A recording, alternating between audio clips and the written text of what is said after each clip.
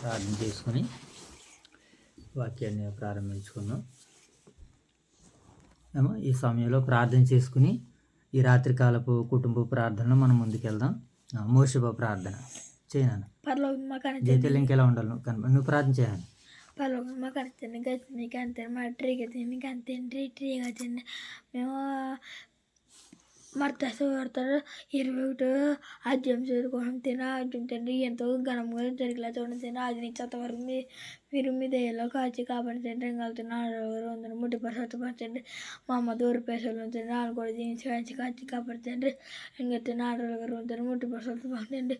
ఏ కృష్ణ అడుగుతుంది పరచండి రాబోయే ప్రార్థన పరచని వచ్చి గడిచిగానే కదా మమ్మల్ని కదా ఎంచుకొని ఎంతమంది నచ్చింది ఈ రోజు కదా మెసుకోకపోతాను మెసుకోకపోతే చెక్కచాను మీరు చేద్దాని పళ్ళు చెక్కచింది ఎంత రోటీ కదా మెసుకోకపోతే ఉపాధ్యాయులు చేతి బట్టలు చేసి ఎంత రోటీ కదా గట్టిగా వాక్యం చదువుకుంటే వాక్యం నాందించాను మీకు రూపాయలు ఉండేలా చేయండి. మమ్మీ టీగా తూడుపదాన్ని కూడా వేయించాను వచ్చిన పని చేసి ఇట్లా మాతో కొడుకులా చేయమని ఇంకా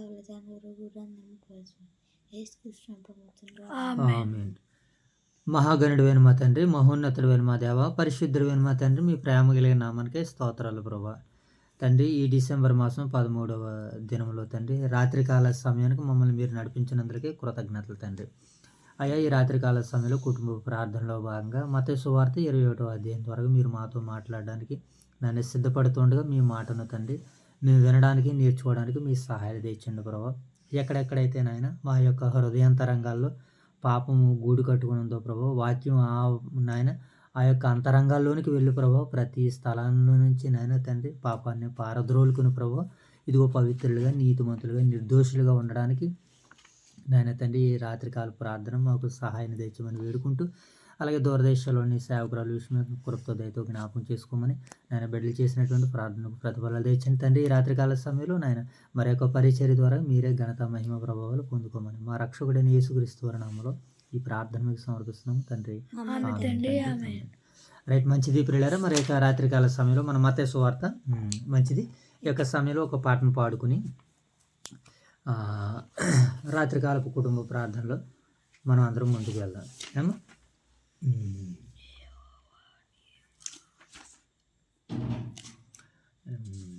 పాట పాడుకుందాం.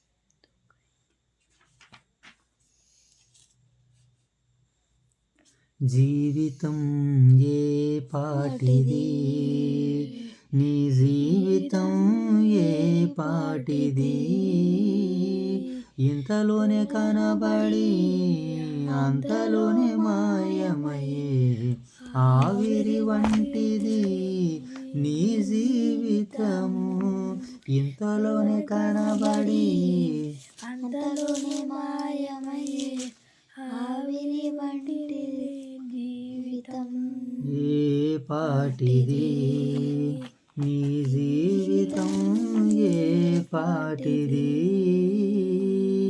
ఉన్న పాటున దేవుడు నీ ప్రాణం అడిగితే భార్య,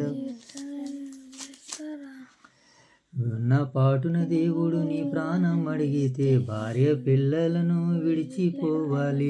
వెళ్ళిన నీవు స్వర్గం చేరాలంటే ప్రభు అయిన యేసును ఎన్నుకోవాలి.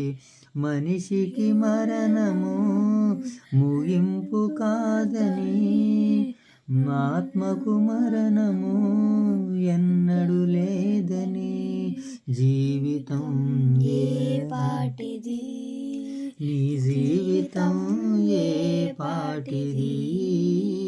దేవుని నామానికి మహిమ కలుగును గాక. ఆమేన్. మరి యొక్క సమయంలో బైబిల్ పఠనం చేసుకుందాం. మత్తయి సువార్త 21వ అధ్యాయాన్ని మనం చదువుకుంటున్నాం కదా ప్రియులారా. మత్తయి సువార్త 21వ అధ్యాయాన్ని బైబిల్ పఠనంగా చదువుకుందాం. తరువాత యెరూషలేమునకు తర్వాత యెరూషలేమునకు సమీపించి ఒలీవ కొండ దగ్గరనున్న ఒలీవ కొండ దగ్గర ఉన్న బెత్పేగుకు వచ్చినప్పుడు యేసు తన శిష్యులతో ఇద్దరిని చూసి ఇద్దరు చూసి మీ ఎదుటనున్న గ్రామమునకు వెళ్ళుడి. మీ ఎదురున్న గ్రామమునకు వెళ్ళి వెళ్ళగానే కట్టబడి ఉన్న ఒక గాడిద పిల్ల దానితోనున్న ఒక గాడిద పిల్లయు మీకు కనబడును. వాటిని విప్పి నా యొద్దకు తోలుకు రండని తోలుకు రండి. ఎవడైనను మీతో ఏమైనను అనిన ఎడల అవి ప్రభువునకు కావలసి ఉన్నవని చెప్పవలను. వెంటనే అతడు వాటిని తోలిపెట్టునని చెప్పి వారిని పంపివేసెను. ప్రవక్తలు చెప్పబడినది నెరవేరినట్లు ఇది జరిగిను. అదేమనగా ఇదిగో నీ రాజు సాత్వికుడై గాడిదను భారావాహక పసిపిల్లనై చిన్న గాడిదను ఎక్కి నీ యొద్దకు వచ్చి ఉన్నాడని సీయోను కుమారుతో చెప్పుడి అనునది. శిష్యులు వెళ్ళి యేసు తమకు ఆజ్ఞాపించినట్లు చేసిరి. ఆ గాడిదను దాని పిల్లను తోడుకుని వచ్చి వాటి మీద తమ బట్టలు వేయగా ఆయన బట్టల మీద కూర్చుండు. జనసమూహములోను అనేకులు తమ బట్టలు దారి పొడుగున పరిచి కొందరు చెట్ల కొమ్మలు నరికి దారి పొడుగున పరిచిరి. జనసమూహములలో ఆయనకు ముందుగా వెళ్ళుచుండును వారును వెనక వచ్చుచుండు వారును దావీదు కుమారునికి జయము ప్రభువు పేరట వచ్చువాడు స్తుతింపబడును గాక. సర్వోన్నతమైన స్థలములలో జయము అని కేకలు వేయుచుండిరి. ఆయన యెరూషలేములోనికి వచ్చినప్పుడు పట్టణమంతయు ఆయన ఎవరో అని కలవరపడెను. జైల లోపలికి ఉన్నాము. ఒకసారి అక్కడ చూసుకో. ఇంకా కొద్దిగా 11వ వచనం. జనసమూహం ఈయన గలిలయలోని నజరేతు వాడగు ప్రవక్తేని యేసు అని చెప్పెను. యేసు దేవాలయంలో ప్రవేశించి క్రయ విక్రయములు చేయువారిని అందరినీ వెళ్ళగొట్టి తర్వాత మాట వెళ్ళగొట్టి రోకలు మార్చి వారి బల్లలను గువ్వలమ్ము వారి పీఠములను పడద్రోసి నా మందిరము ప్రార్థనా మందిరం అనబడును అని వ్రాయబడి ఉన్నది.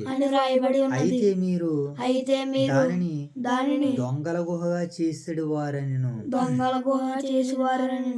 గుడ్డివారును కుంటివారును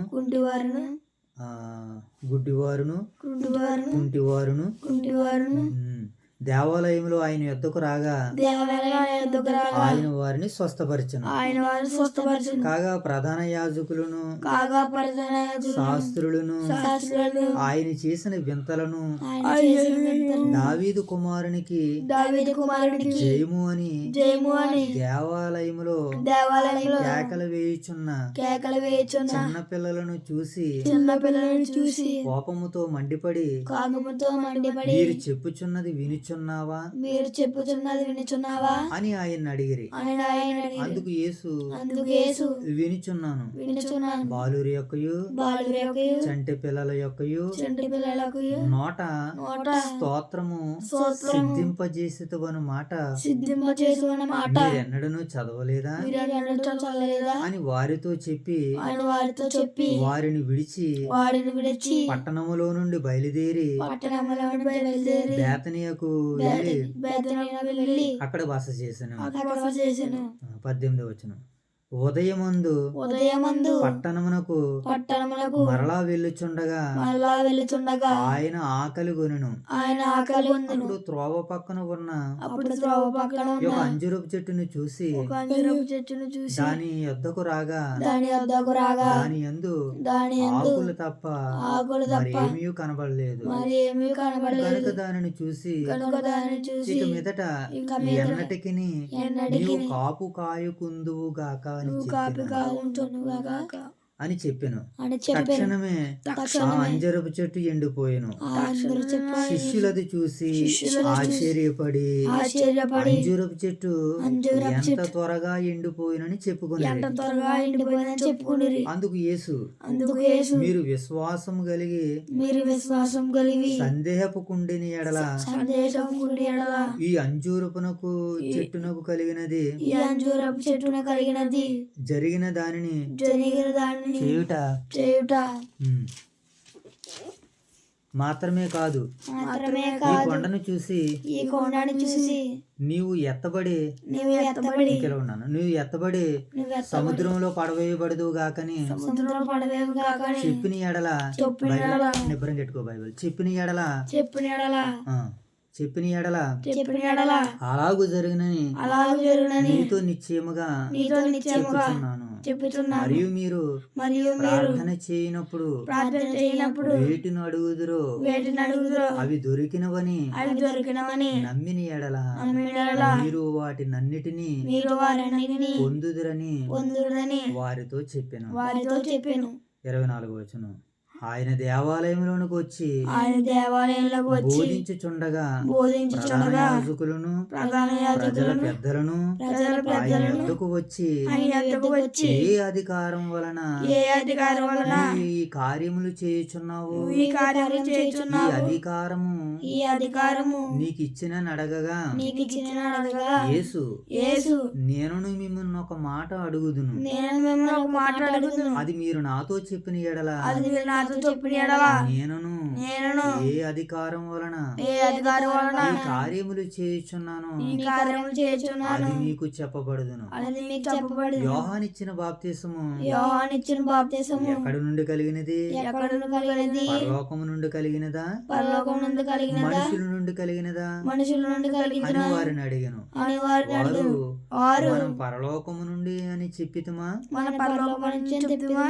ఆయన అలాగైతే ఆయన అలాగైతే మీరెందుకు అతను నమ్మలేదు మీరు ఎందుకు నమ్మలేదు? మనల్ని అడుగుదురు. మనల్ని అడుగుదురు. మనుషుల వలన కలిగినదని చెప్పితమా? మనుషుల వలన కలిగినమని చెప్పుదునా? జనులకు భయపడుచున్నాము. జనులకు భయపడుచున్నాము. అందరూ యోహానును ప్రవక్తని ఎంచుచున్నారని ఎంచుచున్నారని తమలో తాము ఆలోచించుకుని ఆలోచించుకుని మాకు తెలియదని మాకు తెలియని యేసునకు ఉత్తరం ఇచ్చిరి. యేసునకు ఉత్తరం ఇచ్చిరి.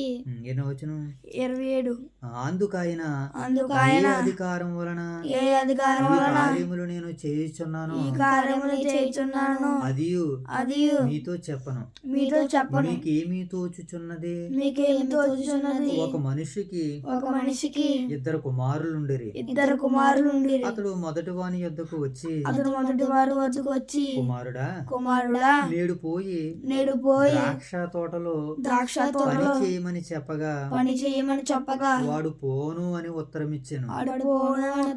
గాని పిమ్మట మార్చుకుని పోయాను. అతడు రెండో వాని యొద్దకు వచ్చి ఆ ప్రకారమే చెప్పగా వాడు అయ్యా పోదునని గాని పోలేదు. ఈ ఇద్దరిలో ఎవడు తండ్రి ఇష్ట ప్రకారము చేసినని వారిని అడిగాను. అందుకు వారు మొదటి వాడే అనిరి. యేసు సుంకరులను వేశ్యులను మీకంటే ముందుగా దేవుని రాజ్యంలో ప్రవేశించుదురని మీతో నిశ్చయముగా చెప్పుచున్నాను. యోహాను నీతి మార్గమున మీ యొద్దకు వచ్చెను. మీరు అతను నమ్మలేదు.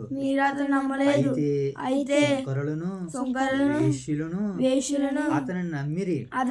మీరు అది చూసి అతని నమ్మనట్లు పశ్చాత్తాప పడకపోతిరి. అయితే ఇలా చూడాలి, అక్కడ చూసుకుని చూడాలి, లోపలికి ఉండాలి. ఎన్నో వచనం? 33 వచనం. మరి ఒక ఉపమానం వినుడి. ఇంటి యజమానుడు ఒకడు ఉండెను. అతడు ద్రాక్ష తోట నాటించి దాని చుట్టూ కంచి వేయించి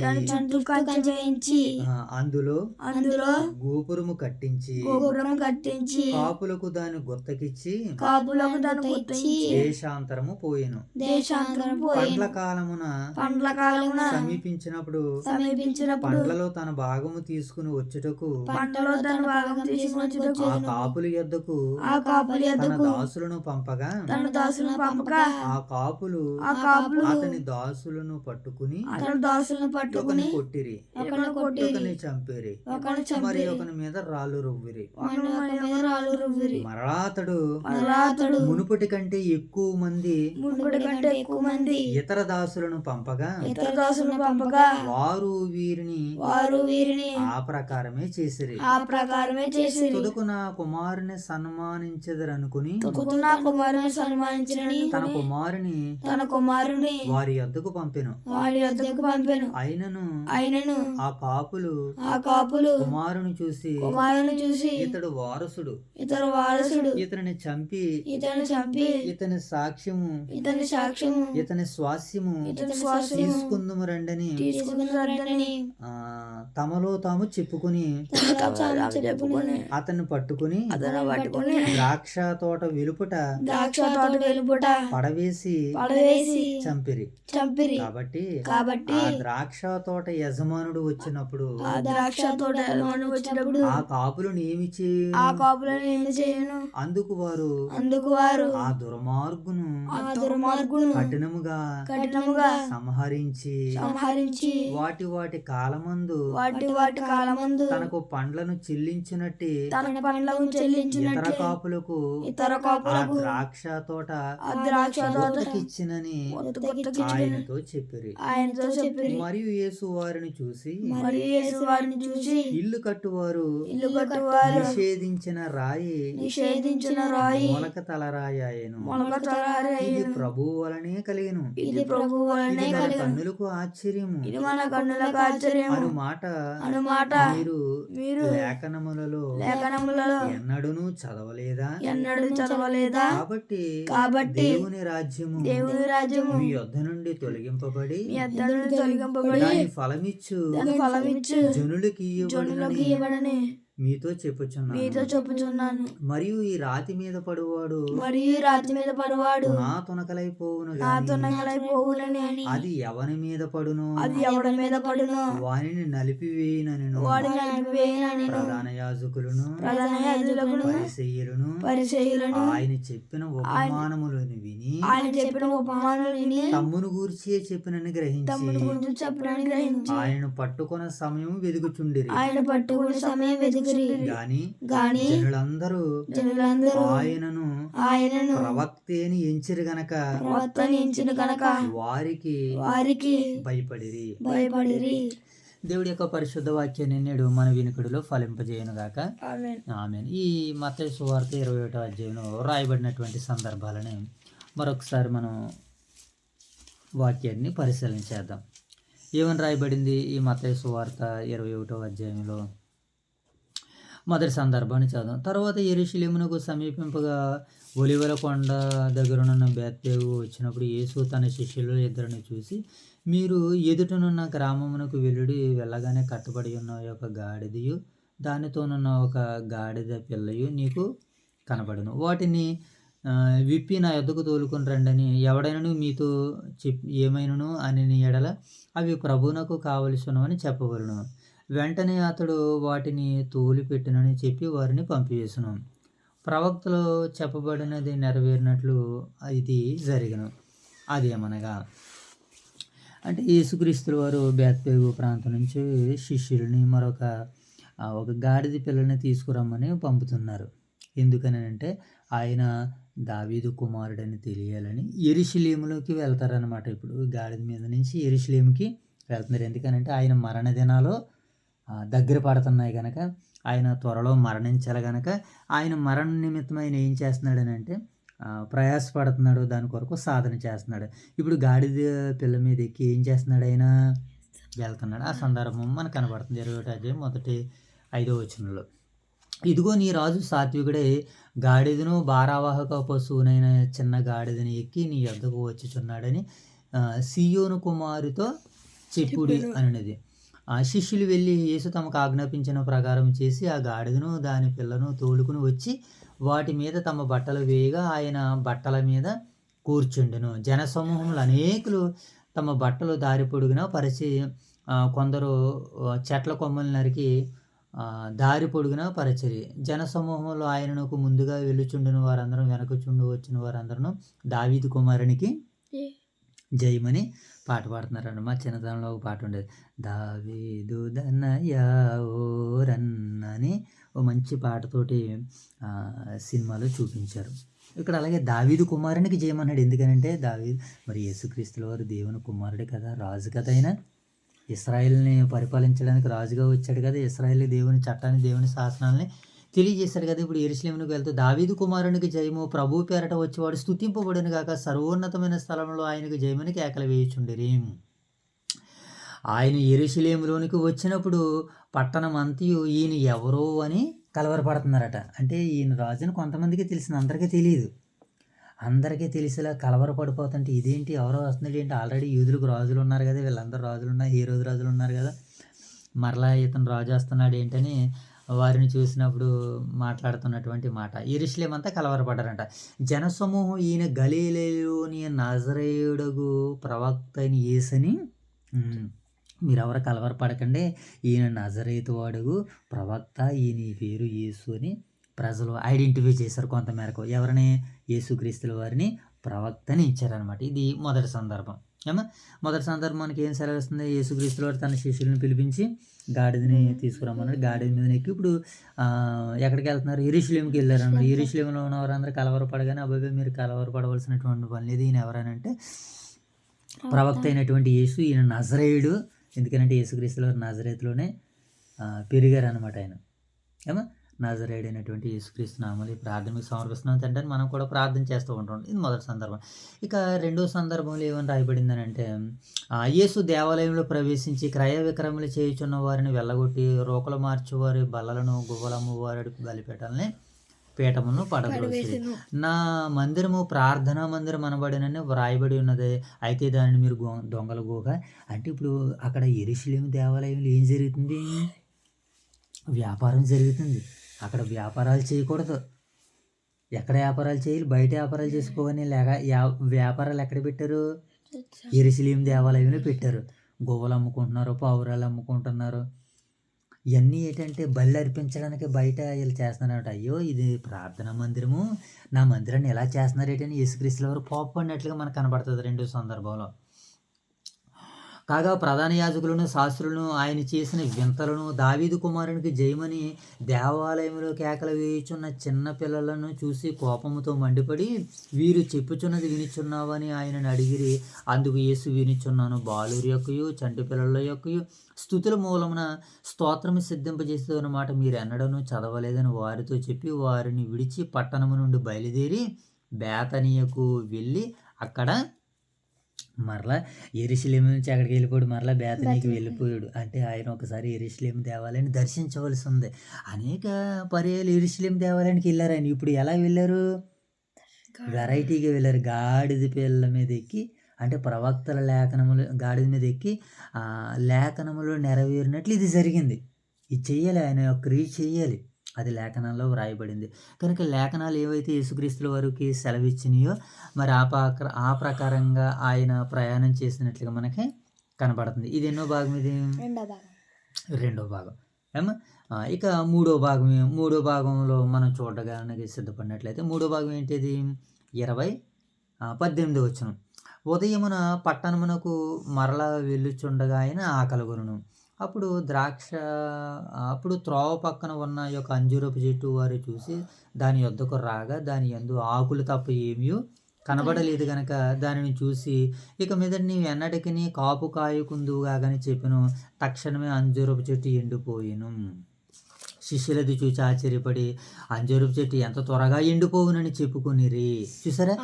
అంటే యేసుక్రీస్తుల వారు రాగానే అక్కడ అంజూరపు చెట్టును పాపం ఆయన ఆకలి ఉన్నాడు, మహానుభావుడు సువార్త ప్రకటిస్తున్నాడు కదా, మరి ఆయనకు ఆకలేస్తుంది కదా.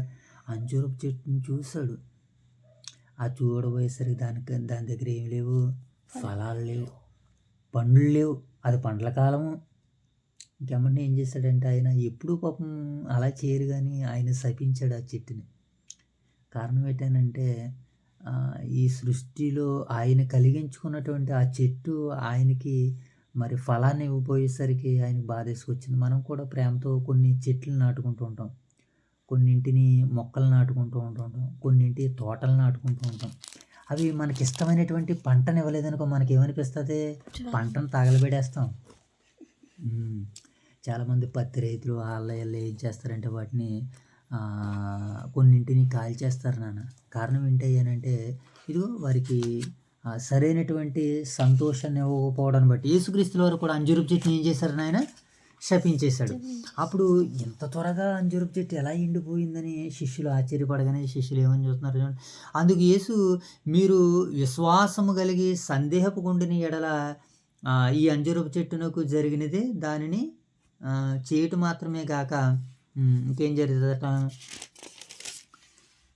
నెక్స్ట్ మాత్రమే కాదు, కొందరు ఈ కొండను చూసి ఎత్తబడి సముద్రంలో పడవేయబడుదువు గాకని చెప్పిన ఎడల అలాగూ జరిగినని మీతో నిశ్చయముగా చెప్పుచున్నాను. మరియు మీరు ప్రార్థన చేయనబడి వేటిని అడుగుదురు అవి దొరికినవని నమ్మిన ఎడల మీరు వాటిని అన్నిటిని పొందుదురని చెప్పాను. అంటే ఇక్కడ యేసుక్రీస్తుల వారు అంజూరపు చెట్టుని మాటని చూపిస్తూ శిష్యులకు కూడా విశ్వాసం ఉండాలని యేసుక్రీస్తుల వారు చెప్తున్నారు. మీరు ప్రార్థన చేయనప్పుడు మీరు వేటినైతే అడుగుతున్నారో వాటిని కూడా ఏం చేస్తున్నారు, మీరు పొందినట్లుగా మీరు నమ్మండి అని మూడో సందర్భంలో తెలియజేస్తాను. మొదటి సందర్భం ఏంటి, ఆయన యెరూషలేము దేవాలయానికి వెళ్ళాడు, గాడిద మీద ఎక్కి యెరూషలేము దేవాలయానికి వెళ్తే వాళ్ళు అక్కడ ఉన్నటువంటి వాళ్ళందరూ కూడా కలవరపడిపోయారు. కానీ మీరు కలవరపడవలసినటువంటి పని లేదు, ఈయన నజరేయుడగు యేసు ఈయన యొక్క ప్రవక్తని గుర్తించారు మొదటి సందర్భంలో. రెండో సందర్భంలో ఏం జరిగింది, ఆయన దేవాలయంలో ప్రవేశించగానే అక్కడ ఏం చేస్తున్నారు, వ్యాపారాలు చేస్తుంటే వారు గోవులని, వారు పావురాలని, వారి బల్లల్ని పడద్రోసి నా తండ్రి ఇల్లు ప్రార్థనా మందిరం అనబడును అని చెప్పి ఇక్కడ మీరు వ్యాపారాలు అవి చేయకుండానే వారి మీద మరి కోపన్నట్లుగా మనకు కనబడుతుంది. ఇది రెండో సందర్భం. మూడో సందర్భం ఏంటి, అంజూరపు చెట్టుని పండ్లు వెతికితే అవి పండ్లు అయినందున యేసుక్రీస్తుల వారు ఏం చేశారు, అంజూరపు చెట్టుని శపించాడు. అలాగే అంజూరపు చెట్టును కూడా చూపిస్తూ మీరు కూడా ఈ చెట్టు ఎలాగైతే అవిశ్వాసంతో ఫలాలు ఎలాగైతే కాయలేదో మీరు కూడా ఒకవేళ అవిశ్వాసంతో ఉంటే మీరు కూడా ఫలాలు ఫలించలేరు. కనుక మీరు నమ్మకంతో ఉండాలి, మీరు నమ్మకంతో ప్రార్థన చేయాలి, విశ్వాసంతో ప్రార్థన చేయాలి. మీరు ప్రార్థన చేయనప్పుడు వేటిని అడుగుతున్నారో అవన్నీ పొందామని మీరు నమ్మి ప్రార్థన చేయండి అని యేసుక్రీస్తు వారు మూడో సందర్భంలో మనకు తెలియజేస్తారు. ఇక నాలుగో సందర్భంలో ఏంటి, ఆయన దేవాలయంలోనికి వచ్చి బోధించుచుండగా ప్రధాన యాజకులను ప్రజల పెద్దలను ఆయన యొద్దకు వచ్చి ఏ అధికారం వలన నీవు ఈ కార్యములు చేయుచున్నావని అడిగితే, ఏ అధికారం వల్ల నీవు ఈ కార్యాలు చేస్తున్నావని అడిగితే యేసుక్రీస్తుల వారు ఏమన్నారంటే, యోహాను ఇచ్చిన బాప్తిసం అది మనుషుల నుంచి కలిగినదా దేవుని నుంచి కలిగినదా, యోహాను ఎలా చేశాడు ఇన్ని కార్యాలు అంటే దానికి వీళ్ళు సమాధానం మాకు తెలియదు అన్నారు. అయితే నేను కూడా ఏ అధికారం వల్ల ఈ కార్యాలు చేస్తున్నా నాకు తెలియదు అన్నాడు. వీళ్ళందరికీ తెలుసు, కానీ వీళ్ళు ఒప్పుకోవడం లేదు. ఎవరో శాస్త్రులు పరిచయం. అప్పుడు యేసుక్రీస్తుల వారు ఏమని చెప్పారనంటే అయితే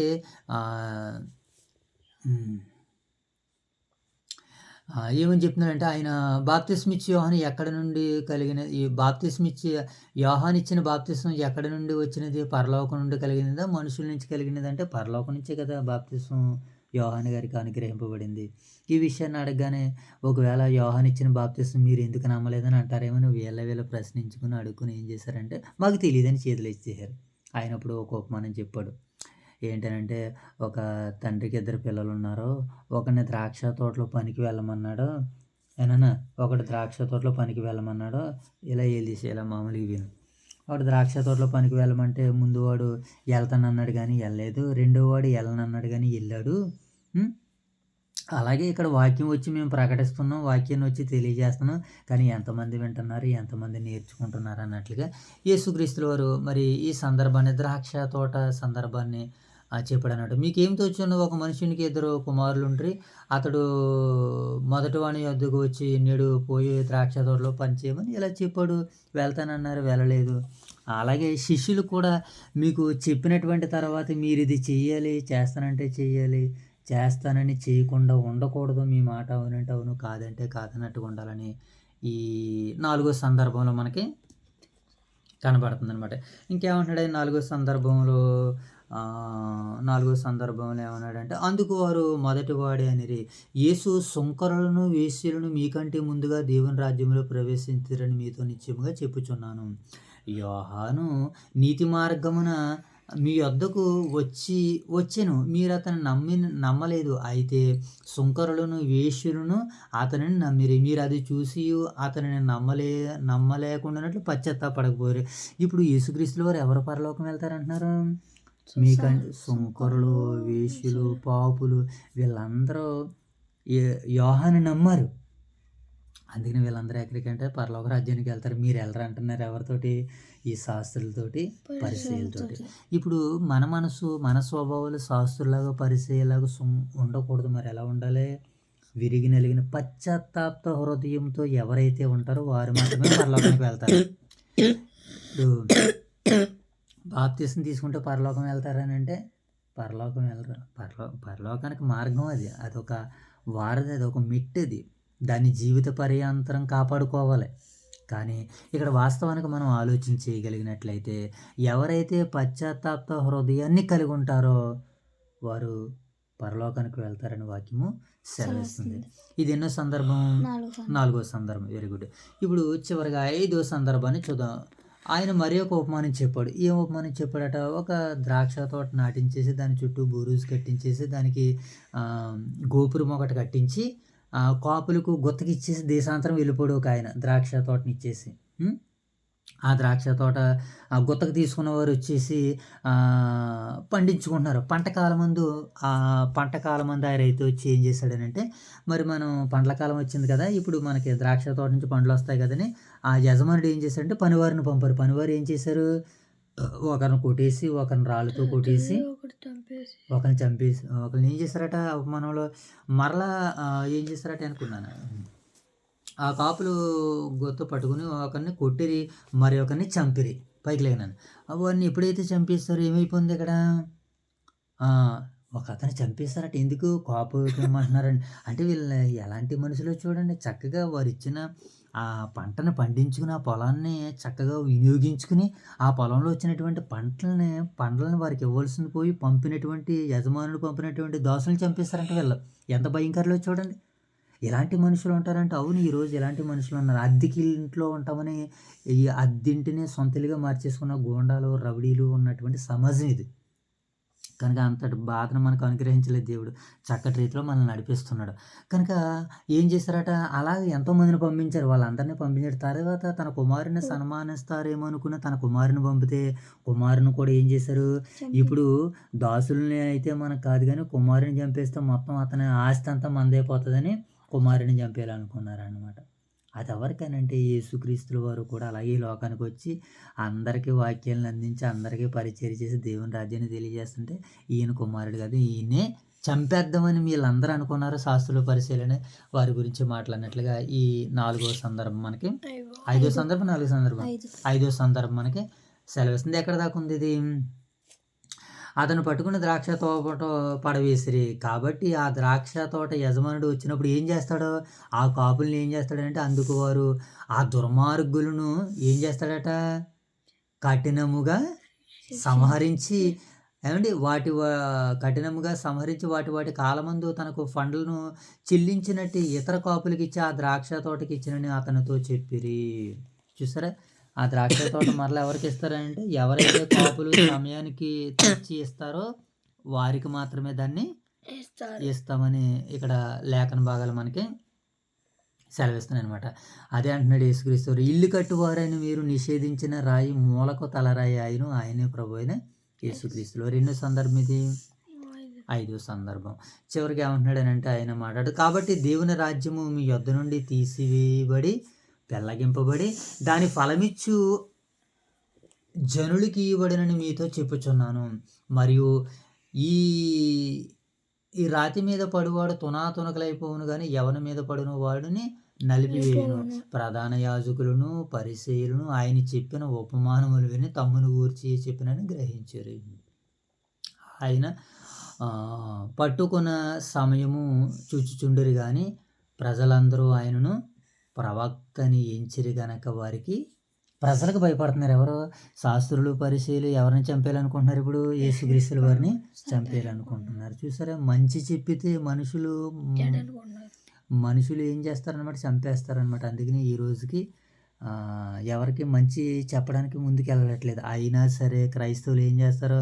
అవతలోడు చంపుతాడను, అవతలోడు కొడతాడను, దేవుని మాటను ప్రకటించుకుంటలేదు. దేవుని మాటను ప్రకటించేస్తున్నారు. ఎవరైనా అనుకున్నా మాకు పర్వాలేదు, మేము దేవుని రాజ్యంలోనూ ప్రవేశించాలనంటే ఇలాగే వెళ్ళాలనేటువంటి నియమ నిబంధనలు కలిగి మరి చాలామంది ఉన్నట్టుగా మనకి లేఖన భాగాలు సెలవిస్తున్నారు. ఇప్పుడు ఈ 21వ అధ్యాయము ఎన్ని సందర్భాలు మనం చూసాం? 6 సందర్భాలు చూసాం. చివరి సందర్భం ఏమో. మొదటి సందర్భం ఏంటి? గాడిద మీద ఎక్కి యెరూషలేముకి యేసుక్రీస్తుల వారు వెళ్ళినట్లుగా మనకి సెలవిస్తుంది. అక్కడ పావురాలమ్మి, రోకలమ్మి, బల్లలు పడద్రోసేసి ఆయన మీద, నా తండ్రి ఇల్లు వ్యాపారపుటి ఇల్లు కాదు, నా తండ్రి ఇల్లు ప్రార్థనా మందిరం అనబడినని అక్కడ యేసుక్రీస్తుల వారు రెండవ సందర్భాన్ని చెప్పారు. మూడో సందర్భం ఏంటి? మూడో సందర్భంలో అక్కడ అంజూరపు చెట్టు పండ్ల కాలంలో అంజూరు పండ్లను తింటే అక్కడ అంజూరపు చెట్టును ఫలాలు లేవు కనుక అంజూరపు చెట్టుని శపించినట్లుగా మూడో సందర్భంలో మనకు కనబడుతుంది. ఏమో. అప్పుడు మూడో సందర్భంలో అప్పుడు యేసుక్రీస్తుల వారి శిష్యులకి ఏం చెప్పారనంటే, మీరు అపనమ్మకంతో అవిశ్వాసంతో ఉండదు. మీరు ప్రార్థన చేసినప్పుడు వీటినైతే అడుగుతున్నారో అవన్నీ పొందినట్లుగా ఏం చేయాలట? విశ్వాసం ఉంచాలని చెప్పాడు. ఎన్నో సందర్భం ఇది? మూడో సందర్భం. ఏమో. ఇప్పుడు నాలుగో సందర్భంలో ఏంటి? యోహాను గారు ఇచ్చిన బాప్తిస్మం పరలోకం నుంచి వచ్చిందా, మనుషుల వల్ల కలిగిందనంటే, మనుషుల వల్ల కలిగిందంటే మనం ఏమో అతను నమ్మలేదంటారు. అతను నమ్మితే మీరు బాప్తిస్మం ఎందుకు తీసుకోలేదని అడుగుతారని మాకు తెలదన్నారు. నేను ఈ అధికారం వల్ల ఏం చేస్తున్నా నాకు తెలియదని నాలుగో సందర్భంలో ఈ మాటలన్నీ చెప్పడం జరిగిందనమాట. అప్పుడు ఆయన ఉపమానాలు చెప్పాడు. ఇది ఎన్నో సందర్భం? నాలుగో సందర్భం. ఇక ఐదో సందర్భం ఏంటి? ద్రాక్ష తోట ఉపమానం. ద్రాక్ష తోట గుత్తగిచ్చేసి వెళ్ళిపోతే ఆ దాసుని వాళ్ళ కుమారుని కూడా చంపేయాలనుకున్నారట వీళ్ళ. ఎన్నో సందర్భం ఇది? ఐదో సందర్భం. ఇక చివరి సందర్భం ఏంటి? చివరి సందర్భం ఏంటనంటే, యేసుక్రీస్తుల వారిని మీద ప్రధాన యాజకులు శాస్త్రులు తమ గురించి చెప్పునని గ్రహించారని ఈ చివరి సందర్భం మనకి 21వ అధ్యాయం సెలవిస్తుంది. దేవుడి కొద్ది మాటలని మన వెనుకడిలో ఫలింపచేయను గాక. ఆమెను ప్రార్థన చేసేసాము. మోషబాబు. మా కాంతండి కలిసింది కాంతారు వంటి కదండి కాంతండి వాకిచ్చిన మేము వినిపించబడగా మరి మళ్ళీ పెంచారు అంటారు. ఎంట్రీ కదా మామతో నాకుండా ఇంటి కొత్తగా పోతుంది.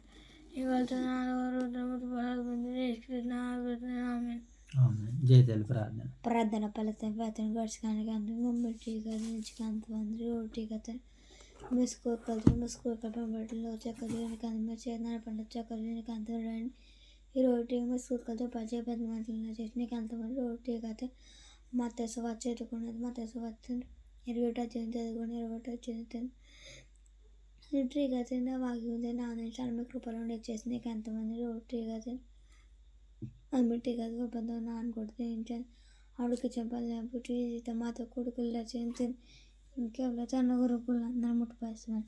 యేసుకృష్ణ పరమ తండ్రి ఆమేన్. మహాగణుడైన మా తండ్రి, మహోన్నతుడైన మా దేవ, పరిశుద్ధుడైన మా తండ్రి, మీ ప్రేమ కలిగిన నామానికి స్తోత్రాలు. ఈ రాత్రికాల సమయంలో కుటుంబ ప్రార్థనలో భాగంగా మత్తయి సువార్త 21వ అధ్యాయం ద్వారా మీరు మాతో మాట్లాడి ఇదిగోనైనా 6 భాగాలుగా 6 సందర్భాల్లోనైనా వ్రాయబడిన కొన్ని సందర్భాలు మేము ఆలోచించిందండి.